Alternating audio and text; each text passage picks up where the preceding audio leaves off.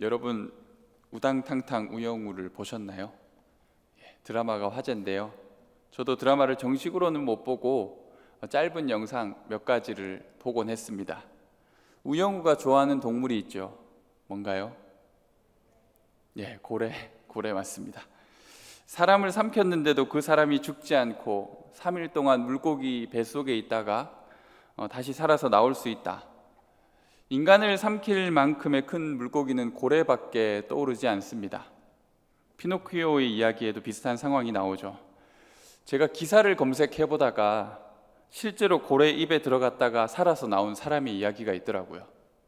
미국 매사추세츠 주에 사는 마이클 패커드는 바닷가재를 잡기 위해 바닷속에 들어갔는데요. 갑자기 큰 충격을 느끼고 모든 것이 어두워졌습니다. 처음에 그는 상어에게 공격을 받은 줄 알았습니다. 그가 손으로 주변을 더듬어 보았을 때 이빨이 느껴지지 않아 내가 지금 고래 입속에 들어왔구나 라고 생각했습니다. 고래 입속에서 30초가량 있는 동안 그는 마침 잠수 탱크를 메고 있어서 숨을 쉴 수 있었습니다. 이윽고 고래는 수면 위로 올라가 머리를 세차게 흔들며 패커드를 내뱉었습니다. 다행히 타박상 외에 큰 상처는 없었다고 합니다. 아주 극적으로 살게 된 것이죠. 요나도 이런 식으로 큰 물고기 입속으로 들어갔을까요? 성경은 큰 물고기가 요나를 삼켰다라고만 말합니다. 고래 전문가들은 말하길 고래의 식도에 멜론보다 큰 음식이 들어가지 않기 때문에 성인 남성을 고래가 삼켜서 뱃속에 넣는 일은 어려운 일이라고 얘기합니다. 물론 성경 어디에도 요나를 삼킨 물고기가 고래라고는 말하고 있지 않습니다. 그냥 가정을 해보는 거죠. 요나라는 성경책이 우리에게 주는 교훈이 참 많습니다. 그런데 굳이 이런 말도 안 되는 이야기를 써놔야만 했을까? 성경을 허황된 이야기라고 여기는 사람들에겐 코웃음을 칠 만한 이야기이지 않습니까? 어떻게 사람이 물고기 뱃속에서 3일을 있을 수가 있지? 그리고 죽지 않고 다시 물고기 뱃속에서 육지로 나왔다고? 성경은 분명히 다음과 같이 말했습니다. 1장 17절인데요. 여호와께서 이미 큰 물고기를 예비하사 요나를 삼키게 하셨으므로 요나가 밤낮 3일을 물고기 뱃속에 있으니라. 그리고 2장 10절에는 이렇게 나옵니다. 여호와께서 그 물고기에게 말씀하시매 요나를 육지에 토하니라. 패커드에게 30초 동안 일어났던 일이 3일 동안 일어났다. 그건 도저히 믿을 수 없는 일이죠. 성경에는 그런데 그런 기적들이 심심치 않게 등장하지 않습니까? 여러분은 성경에 나오는 그런 기적과 놀라운 일들을 믿습니까? 진짜로 있었던 일이라고 믿습니까? 한 어린아이의 도시락, 우리가 함께 찬양으로도 불렀지만 보리떡 5개와 물고기 2마리로 성인 남성만 5,000명, 여자와 아이들까지 포함하면 좋기 2만 명이 될 그 큰 무리가 먹고 배불렀다라는 이야기, 그리고 12광주리까지 남겼다는 이야기를 믿습니까? 이스라엘 백성이 이집트 군대의 추격 앞에서 홍해 바다를 마른 땅으로 걸었다라는 이야기, 마치 바다가 그 물이 벽처럼 양쪽에 서 있었다라는 이야기를 믿습니까? 예수님은 자신의 친구 죽은 나사로를 매장하고 나흘이 지나고 냄새가 나는 상황에 그를 다시 살아나게 하셨다라고 하십니다. 이런 기적을 여러분이 있는 그대로 믿을 수 있겠습니까? 사람은 경험에 의존해서 살아가는 동물입니다. 그래서 본인이 경험해보지 못했거나 또 경험을 통해 유추해볼 수 없는 일은 믿지 못하는 것이 일반적입니다. 하지만 그 삶의 기적이라는 것을 실제로 경험해본 사람이라면 굳이 그것을 불가능한 일이라고 여기지 않을 것입니다. 죽을 병에 걸려 시한부 판정을 받은 이가 기도하고 예배하는 가운데 그 병이 깨끗이 씻은 듯이 낫는 경우들이 있습니다. 실제로 제 주변에도 그런 이들이 몇 명 있고요. 그런 기적을 경험한 사람들에겐 성경에 나오는 기적이 그다지 놀라운 일이 아닐 수도 있지 않겠습니까? 그럴 수 있지. 경험을 해보았기에 가능하다고 생각하는 것이죠. 그리고 꼭 그런 사건을 경험해보지 않더라도 우리가 믿게 되는 경우가 있는데요. 바로 인격적인 관계 속에서 두터운 믿음이 있을 때 우리는 신뢰할 수 있습니다. 하나님을 믿고 신뢰하는 사람은 그분이 하신 일을 믿을 수 있는 겁니다. 그래, 하나님이라면 그렇게 하실 수 있겠지. 당연하지. 하나님을 전혀 모르고 존재한다고 여기지도 않는 사람들과 달리 하나님을 잘 알고 믿고 따르는 사람들은 하나님의 전지전능하심에 대하여 추호도 의심하지 않는 것이죠. 그분은 아무것도 없는 공허에서 이 아름다운 세상을 만드셨고 광활한 우주를 조성하셨고 복잡하고 정교한 인간이라는 존재를 손수 만드시지 않으셨습니까? 그런 하나님을 생각해 본다면 성경에서 이야기하는 기적은 아무것도 아니지 않습니까? 우리가 바라보는 이 세상의 많은 것들이 사실 하나님의 기적으로부터 비롯된 것 아니겠습니까? 즉 기적이 믿음을 만드는 것이 아니라 믿음이 기적을 만드는 것입니다. 우리가 하나님을 믿기에 우리의 삶에 기적이 일어나는 것이죠. 그리고 그 기적이 일상이 되고 자연스럽게 받아들여지는 것입니다. 우리는 요나가 물고기 뱃속에 도대체 어떻게 3일 동안 죽지 않고 거기 있을 수 있었을까? 이런 것들을 신기하고 궁금해하는데 우리가 진짜 신기해야 할 일은 따로 있습니다. 진짜 기적은 요나에게 일어난 변화가 진짜 기적입니다. 사람이 변화되었다는 것이 진짜 기적이죠. 여러분, 사람이 잘 변하던가요? 사람은 잘 변하지 않죠. 그런데 한 사람이 은혜를 받고 믿음을 가짐으로써 몰라볼 정도로 새로운 사람이 되는 것, 몹쓸 죄인이었던 그가 그리스도를 닮아가고 하나님의 사랑을 실천하게 되는 모습을 볼 때 우리는 기적이라고 말하게 됩니다. 하나님의 말씀을 피해 도망이나 치던 요나가 회개하고 완전히 새 사람이 되는 것, 이런 것들이 진짜 기적입니다. 오늘 말씀은 이렇게 시작합니다. 여호와의 말씀이 두 번째로 요나에게 임하니라. 1장 1절에도 하나님의 말씀이 요나에게 임했었죠. 똑같은 말씀이 임했습니다. 그럼 그 첫 번째와 두 번째의 차이는 무엇입니까? 말씀을 받는 사람이 바뀌었습니다. 요나가 바뀌었습니다. 3절이 그 변화를 여실히 보여주고 있습니다. 요나가 여호와의 말씀대로 일어나서 니느웨로 가니라. 바다에 몸을 던져 죽을지언정 니느웨로는 가지 않겠다고 고집부리던 그 요나는 지금 어디로 갔습니까? 우리 요나가 달라졌습니다. 그에게 무슨 일이 있었던 걸까요? 10년 이상 세월이 지나고 그렇게 오랜만에 만나게 되거나 듣게 된 친구나 지인의 소식에 놀랄 때가 있습니다. 그녀가 신실한 주의 사람이 되었다라는 이야기를 들으며 고개를 갸웃거릴 때가 있습니다. 내가 알기로 그 친구는 그럴 애가 아닌데, 그리고 좀 못된 생각이지만 무늬만 행색만 그렇게 하는 거 아니야? 라고 의심을 할 때도 있습니다. 그럴 수밖에 없는 것이 그 친구의 과거를 잘 알기 때문이죠. 물론 제가 다른 누군가에게 또 그런 충격을 안겨주고 있는지도 모르죠. 지난번 금요 기도회 때 한번 강사로 오신 김동춘 목사님이 제가 모셨던 선교사님이셨는데요. 예전에 SFC 대표도 하시고 중국에서 이제 선교 사역, 탈북인 사역을 하셨던 분이신데 그 목사님이 저를 보시고 굉장히 많이 놀라셨습니다. 제가 목사가 되었다라는 것 자체가 굉장한 충격이었습니다. 자연의 법칙을 거스르는 초자연적인 일들보다도 한 사람이 새로운 사람으로 변화되는 것, 그것이 우리가 만나게 되는 최고의 기적이라고 할 수 있습니다. 왜냐하면 그만큼 사람이 잘 변하지 않거든요. 성경에서 말하는 진짜 기적은 바로 이런 것입니다. 그리고 성경은 그것을 흔히 거듭남이라고 표현합니다. 또한 그것을 우리는 회심이라고도 말하는데요.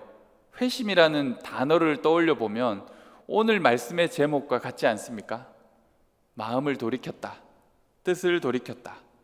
우리 그렇게 말할 수 있는 것이죠. 오늘 설교 제목이 뜻을 돌이키다라고 정해보았는데요. 그렇게 정했던 이유는 특별히 오늘 본문 내에서 세 가지 회심이 나오고 있기 때문입니다. 첫 번째는 뭐니 해도 요나의 회심이죠. 요나의 회심은 우리 개인의 회심을 이야기합니다. 요나는 어떻게 뜻을 돌이킬 수 있었을까요? 요나는 다시 태어나게 되었기 때문입니다. 반지의 제왕에서 죽었던 간달프가 2편에서 갑자기 하얀색 간달프로 부활하는 것처럼 요나는 바다에 빠지고 물고기 뱃속에 들어갔다가 죽다가 다시 살아나게 되었습니다. 그리스도인 개인의 회심은 이처럼 죽음과 부활을 통해 가능합니다. 주님은 십자가에서 죽으시고 부활하신 이후 자신을 믿는 모든 이들에게 그 길을 따라오기를 원하십니다. 그리고 예수님을 모르던 시대를 살았던 사람들도 하나님을 믿는 사람이라면 이러한 과정을 통과하게 됩니다. 누구에게도 예외가 없습니다. 아브라함의 이야기를 보시면 아브라함이 자신의 사랑하는 아들 이삭을 죽이려 했을 때 칼을 들고 그의 이삭의 아들의 목을 겨누고 칼을 찌르려고 했던 그때 자신의 진짜 죽음을 경험하게 됩니다. 그렇지 않겠습니까? 가장 사랑하는 아들을 자기 손으로 죽이는 그 순간 그는 그 인생이 죽은 것입니다. 끝난 것이죠. 하나님이 주신 꿈의 실체였던 아들 이삭, 그리고 그로 인해 누렸던 말년에 아브라함이 누렸던 그 최고의 그가 살았던 행복했던 세상이 아브라함의 칼 하나에 무너지던 순간이었습니다. 그리고 그때 아브라함은 다시 살아나는 기적을 경험합니다.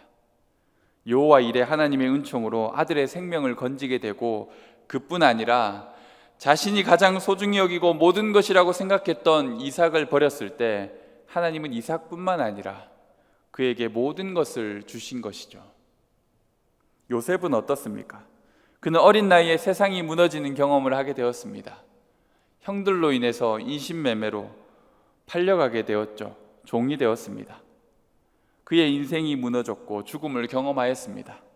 그런데 하나님은 그를 지키시고 살리셨습니다. 그리고 하나님은 이집트 총리가 되어 자신의 가족과 또한 많은 사람을 구원해내는 사람으로 요셉을 인도하신 것이죠. 그래서 요셉 또한 깨닫고 고백하게 됩니다.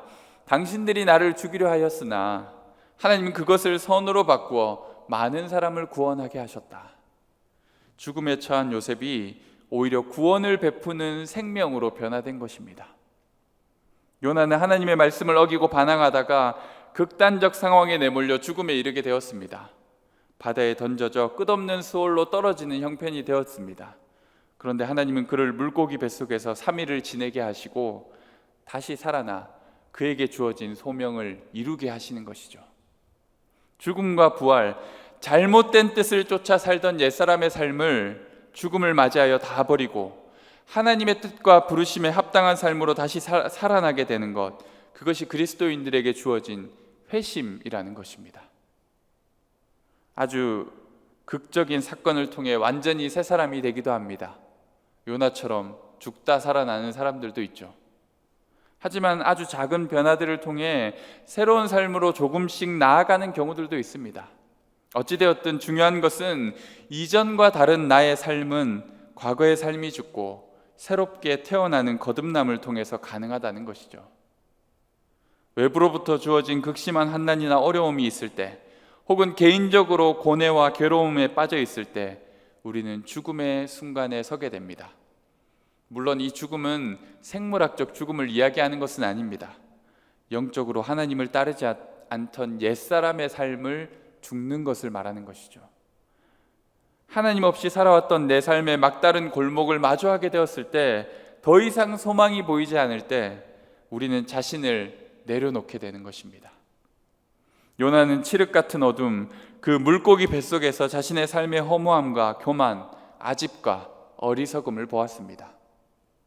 그렇게 요나는 물고기 뱃속에 옛자를 버려두고 새 사람으로 다시 태어나게 된 것입니다. 저에게도 20살 초반이 바로 이러한 물고기 뱃속을 통과하는 시간이었던 것 같습니다. 나의 삶을 포기하고 죽음에 처하였던 순간들이 있었습니다. 그리고 하나님을 바라보게 되었죠. 하나님으로 인해 새롭게 태어나게 되었죠. 여러분은 뜻을 돌이키는 경험을 해보았습니까? 물고기 뱃속을 통과해 보셨습니까? 죽지 않고서 우리는 다시 살아날 수 없습니다. 온전한 생명으로 설 수가 없습니다.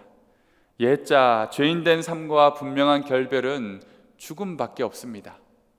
이번 수련회가 여러분에게 그런 결정적 회심의 순간이 되기를 소망합니다. 이 두 번째 회심은 니느웨 백성들의 돌이킴입니다. 요나가 물고기 뱃속에 있었다는 이야기보다 신기한 것이 요나의 변화라고 얘기했는데요. 그런데 그것보다 더 놀라운 일이 오늘 본문에 일어나고 있습니다. 3절 말씀입니다. 요나가 여호와의 말씀대로 일어나서 니느웨로 가니라. 니느웨는 사흘 동안 걸을 만큼 하나님 앞에 큰 성읍이더라. 사흘을 걸어야 전체 둘레를 다 둘러볼 수 있을 만큼 큰 성읍. 거기서 요나의 선교 사역은 어떻게 이루어졌을까요? 4절 말씀인데요, 요나가 그 성읍에 들어가서 하루 동안 다니며 외쳐 이르되 40일이 지나면 니느웨가 무너지리라 하였더니. 요나가 하나님의 말씀에는 순종하였지만 여전히 내키지 않는 바가 있는지 열심을 다하지 않습니다. 하루길만 다니며 외치는데 이렇게 말하는 거죠. 40일이 지나면 니느웨가 무너지리라. 40일이 지나면 니느웨가 무너지리라. 그렇게 외치며 다니는 것입니다. 하나님의 심판이 임박한 상황에 요나는 최대한 많은 사람들을 모아서 그들을 설득하고 또 그 하나님의 말씀을 널리 퍼뜨려도 모자랄 판에 그는 하루길을 걸으며 대충 하나님의 말씀을 선포합니다. 무너진다, 무너진다. 40일이 지나면 무너진다. 예전에 전도를 하러 간다고 교회 이름이 걸린 띠도 이렇게 메고 막 전도용품을 잔뜩 가방에 메고 거리에 나갈 때가 있습니다. 그러면 어린 시절 그냥 그게 왜 그렇게 부끄러운지 몰랐습니다. 마치 아파트 분양 광고를 하는 아르바이트를 하는 기분이었죠.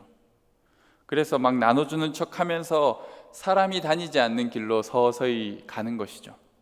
쫄래쫄래 걸어가 아무도 없는 곳에서 시간을 때우곤 했습니다. 그렇게 사람을 피해 한적한 길로 도망쳐 숨어 있는데 지나가는 사람이 괜히 말을 걸어옵니다. 아, 교회에서 전도 나오셨나 봐요. 예.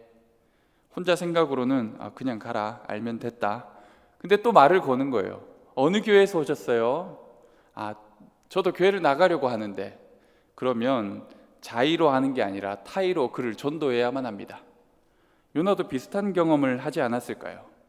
그렇게 성의 없이 하나님의 말씀을 선포하고 다니는데 사람들의 표정이 바뀌고 그에게 찾아와 말을 거는 사람들이 생기는 것이죠.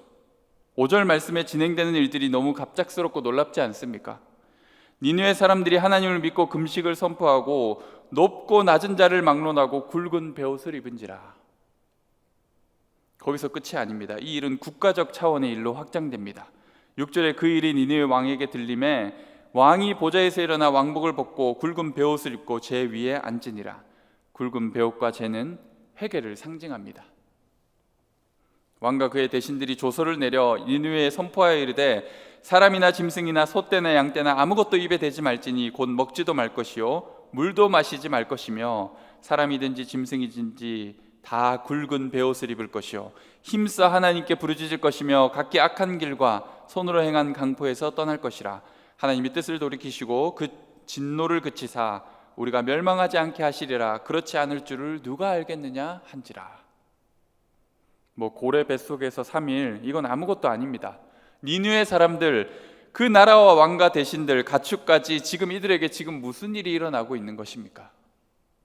갑자기 이런 전개가 가능한 걸까요? 적어도 요나가 무디나 조나단 에드워즈 같은 부흥사가 되어서 하나님의 말씀으로 대각성 집회라도 한 달 동안 열었다면 모르겠지만 40일이 지나면 무너진다, 무너진다, 이런 성의 없는 선포에 어떻게 이런 반응이 나올 수 있을까요? 사역을 하면서 항상 느끼는 것이 그렇습니다. 우리가 노력한 인풋과 아웃풋이 다를 때가 참 많습니다. 우리는 이렇게 열심히 노력했는데 별다른 아웃풋이, 결과가 나오지 않을 때가 있고요. 우리가 준비한 것은 별로 없는데 갑자기 놀라운 열매들이 막 맺힐 때가 있습니다. 한국 교회를 생각해 보아도 그렇습니다. 세계에서도 유례를 찾아보기 힘든 교회의 성장과 부흥이 일어난 한국 교회는 사실 그 열매를 맛본 사람들과 그 열매를 위해 씨를 뿌리고 눈물과 피를 흘린 사람들이 달랐습니다. 수많은 선교사의 헌신과 믿음의 선배들의 기도가 쌓여서 한국 교회와 또 한국이라는 나라에 하나님의 복을 우리가 누리고 있는 것이죠. 바울은 그것을 잘 알고 있었습니다. 자신이나 아볼로는 그냥 물을 줄 뿐이지 진짜 성도를 자라게 하시는 분은 하나님이시라는 것을 알고 있었습니다. 대학 때 전도를 하러 나갔다가 갑자기 복음을 듣더니가 그래요, 저 예수님 믿겠어요 라고 말할 때가 있습니다. 그럴 때 저는 분명히 깨달았습니다. 하나님이 하시는 거구나. 왜냐하면 알거든요. 제가 뭔가 잘 준비된 전도를 했거나 유창한 말로 그에게 복음을 전했던 것이 아님을 너무 잘 알기 때문입니다. 더듬거리며 얼굴이 벌개져서 무슨 말을 하는지도 모를 전도를 했었던 저의 모습을 잘 알기 때문이죠. 하나님의 일을 하다 보면 알게 됩니다. 하나님께서 준비된 영혼을 만나게 하는 때가 있다는 것을. 요나가 알지 못했던 사전 준비를 하나님이 다 해놓으신 겁니다. 갑자기 이상한 행동을 하는 게 아니라 니느웨 사람들은 어쩌면 가난한 심령으로 그런 선포를 기다리고 있었는지도 모릅니다. 그게 아니고서는 오늘 상황이 이해할 수가 없습니다. 요나의 기분이 어땠을까요? 얼떨떨하고 어이가 없었겠죠. 자신의 고국인 이스라엘에는 수많은 선지자가 일어나 하나님의 말씀으로 그들에게 경고하고 있음에도 불구하고 그 누구도 눈 하나 깜짝하지 않는, 회개하지 않는 백성들밖에 없었는데, 그렇게 악하기로 유명했던 니느웨 백성들은 그 마음이 부드러워서 하나님 앞에 회개하고 금식하고 있지 않습니까? 유럽 국가들이 기독교 국가로서 온 세계에 선교사를 보내던 시절이 있었죠. 그런데 하나님 나라의 복음의 선두가 이제는 바뀌게 되지 않았습니까? 그 추가 아시아 그리고 제3세계로 이미 옮겨간 지 오래이지 않습니까? 100년 전만 해도 그 누가 이 조선이라는 나라에 방방곳곳에 교회가 세워질 줄 누가 알았겠습니까? 즉 부흥은 하나님의 주권 아래에 있는 역사라는 것이죠. 하나님은 구원받은 이방 민족을 통해 자신의 백성 이스라엘에게 시기와 질투를 불러일으키고 있는 것입니다. 요나서가 왜 필요했느냐? 요나라는 선지자를 왜 세우셨느냐? 이스라엘에게 시기와 질투를 일으키는 것입니다. 니느웨의 상황이 딱 그렇지 않습니까? 이런 회개와 부흥의 역사가 자국 이스라엘에서 일어나야만 마땅한 일이었는데, 그들은 하나님도 알고 거룩한 말씀도 알고 율법도 가진 하나님의 소유된 백성이었음에도 불구하고 그들은 회개하지 않았습니다. 오히려 요나를 통해 니느웨 백성이 회개하게 된 것이죠. 저희가 이번에 거제도로 가게 되는데요, 이런 은혜가 임했으면 좋겠습니다. 하나님이 준비된 영혼을 만나는 역사가 우리에게 있었으면 좋겠습니다.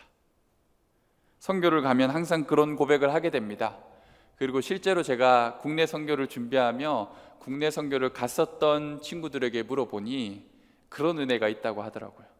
아이들이 은혜 받고 우리보다 더 뜨겁게 기도하는 모습을 보면서 청년들이 오히려 자극을 받는 것이죠. 우리가 준비한 것은 참 어설프기 짝이 없는데 하나님이 이미 거제도의 아이들의 마음을 만지시고 준비시키셔서 우리의 사역 가운데 아이들의 모습을 보며 우리가 도리어 은혜 받는 일들이 일어났으면 좋겠습니다. 저도 어릴 때부터 성경학교 수련회에 빠지고 싶었지만 엄마의 강요 때문에 빠지지 않고 다 참석했었습니다. 저처럼 아웃사이더가 되어 적극적으로 참여하지 않는 친구들이 있거든요. 그런 친구들과 동지를 맺어요. 그리고는 친구와 수련회 내내 어떻게 하면 농땡이를 칠 수 있는지를 연구합니다. 그래서 막 다 같이 모였을 때 다른 곳에 가서 숨어 있고, 뭐 한다고 하면 빠지고. 그런데 가끔 이런 경우가 있습니다. 함께 놀기만 하고 진지하게 예배도 드리지 않던 내 동지가 갑자기 은혜를 받는 거예요. 배신이죠, 배신. 그럼 조금 애매해집니다. 같이 막 놀아야 되는데 옆에서 막 기도하고 방언하며 막 눈물로 회개하는 걸 보면서 얘 왜 이래? 이런 생각이 드는 것이죠. 그런데 그렇게 되면 본인에게도 불똥이 떨어집니다. 혼자서라도 은혜를 피해 도망을 다닐 것인가? 아니면 나도 이 친구처럼 하나님을 만나기 위해 간절히 무릎 꿇어야 될까? 그런 고민을 하게 되는 것이죠. 니느웨의 회개와 놀라운 부흥이 요나에게 충격과 자극이 되었습니다. 이번 여름 사역의 현장과 수련회 가운데 이런 자극이 막 넘쳐났으면 좋겠습니다. 나도 은혜 받아야 되는데, 나도 저렇게 하나님 만나야 되는데, 나도 하나님 앞에 회개할 것 많은데, 그런 자극을 주변 친구들에게 받고 또 줄 수 있었으면 좋겠습니다. 야, 너만 그렇게 은혜 받으면 어떡해? 난 어떻게 해야 돼? 그런 일들이 우리 안에서 다채롭게 일어났으면 얼마나 좋을까요? 오늘 마지막 회심은 성경에 하나님의 돌이키심에 대한 이야기가 나옵니다. 아니 뭐 하나님이 잘못한 것도 없는데 무슨 회심입니까? 그런데 오늘 말씀에서 사실 제일 중요한 것이 하나님의 돌이키심입니다. 10절 말씀입니다. 우리 10절 말씀 한번 같이 읽어볼까요? 10절 말씀입니다. 시작. 하나님이 그들이 행한 것 곧 그 악한 길에서 돌이켜 떠난 것을 보시고 하나님이 뜻을 돌이키사 그들에게 내리리라고 말씀하신 재앙을 내리지 아니하시니라. 아멘. 다음 주 말씀에서 요나의 불편한 심정을 우리가 보게 될 텐데요, 그때 다루게 되겠지만 하나님이 말을 자꾸 바꾸십니다. 처음에 요나에게 주셨던 말씀이 뭡니까? 40일이 지나면 니느웨가 무너질 것이다. 그러면 그렇게 되고 말아야지 왜 또 말이 바뀌십니까? 요나의 입장이 그러한데요. 너 한 번만 더 그러면 가만 안 둔다. 부모님 우리에게 주로 그런 얘기 많이 하시죠. 그런데 우리를 가만히 안 두는 경우가 잘 없습니다. 자녀가 꼭 그렇게 기억해서 말할 필요도 없잖아요. 아버지 그때 한 번 더 그러면 가만히 안 둔다고 하셨습니다. 뭐 그렇게 굳이 알려줄 필요도 없잖아요. 성경책에서 하나님의 진노와 심판에 대한 경고가 참 많이 나옵니다. 그렇지만 우리가 기억해야 할 것은 하나님은 그 진노를 돌이키기를 원하신다는 것이죠. 옳고 그름에 대한 징벌이 초점이 아니라 하나님은 뜻을 돌이켜 하나님께로 돌아오는 영혼을 기다리고 계시다라는 것입니다.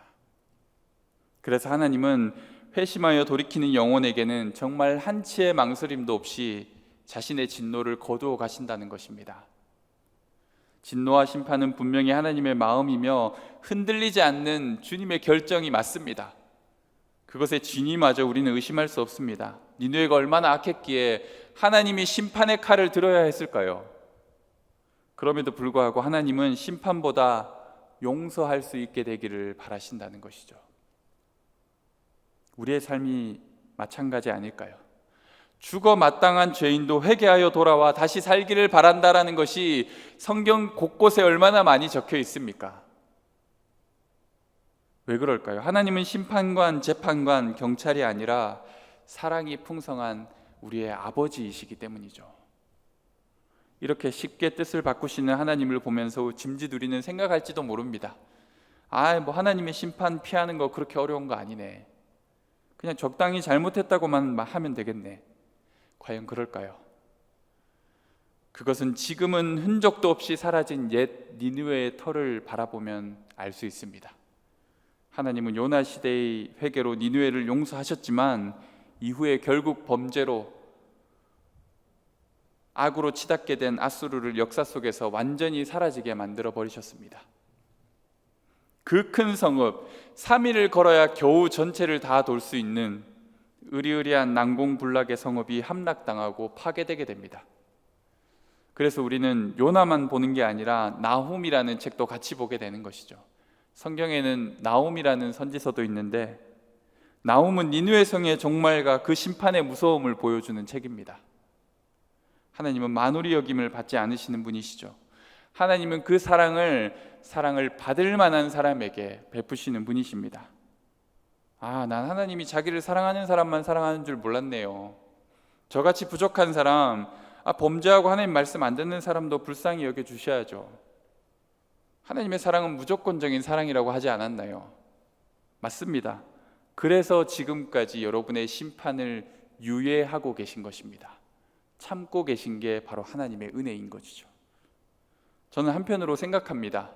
하나님이 이렇게 잘 참아주시니 우리가 돌아갈 생각을 하지 않는 게 아닐까. 끝이 다가오는 것도 모른 채 돌이키지 않는 것이죠. 그렇게 보면 차라리 한 대 맞고 정신 차리는 게 좋습니다. 하나님은 그런 분이시기 때문이죠. 상한 갈대를 꺾지 않으시는 분이십니다. 꺼져가는 등불을 아끼시는 분이십니다. 현대사회가 추구하는 효율성과 능률보다 하나님은 사랑으로 우리를 대하시는 분이십니다. 하나님은 우리를 향해 경고하십니다. 그런데 그분의 경고는 대개 이런 식입니다. 10 셀 때까지 참는다. 10까지 세면 큰일 난다. 10, 9, 8, 7, 6, 5, 4, 3, 2, 2 반, 2 반의 반, 2 반의 반, 반의 반의 반. 하나님은 이런 카운팅을 우리에게 계속 하고 계신 것이죠. 돌아올 때까지. 하나님은 자신의 품으신 심판의 뜻을 돌이키고 싶으신 사랑의 하나님이시기에 우리가 돌아오기를 계속 기다리신다라는 것입니다.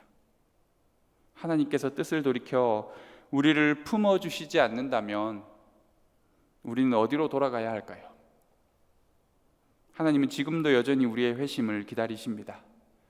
뜻을 돌이키는 개인을 기다리고 공동체의 회심을 간절히 기대하고 계십니다. 올여름 우리에게 주어진 은혜의 자리가 바로 하나님께 돌아가는 시간이 되었으면 좋겠습니다. 하나님은 우리에게 돌이키기를 기다리고 계십니다. 우리의 삶에 심판을, 진노를 거두시고 우리의 삶을 은혜의 자리로 이끌어 주시기를 기대하고 계십니다. 그 하나님 앞에 우리의 뜻을 돌이키고 밝은 빛으로 우리의 삶을 환하게 비추어 주시는 주님의 영광을 은혜의 자리에서 충만하게 누리는 저희 모두가 되기를 소망합니다. 기도하겠습니다.